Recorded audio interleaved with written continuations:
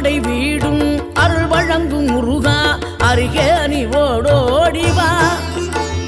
மூவிரண்டு முகம் ஜொலிக்க 2 கரங்களுடன் ஆதரவு தரவோடிவா.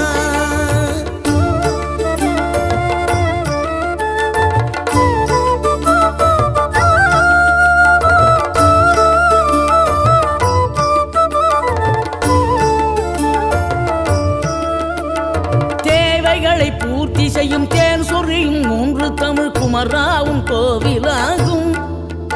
தினம் தேடி வரும் பக்தர்களின் தெளிவான முதிர்ந்த மனம் முருகாவும் மயிலுமாகும்.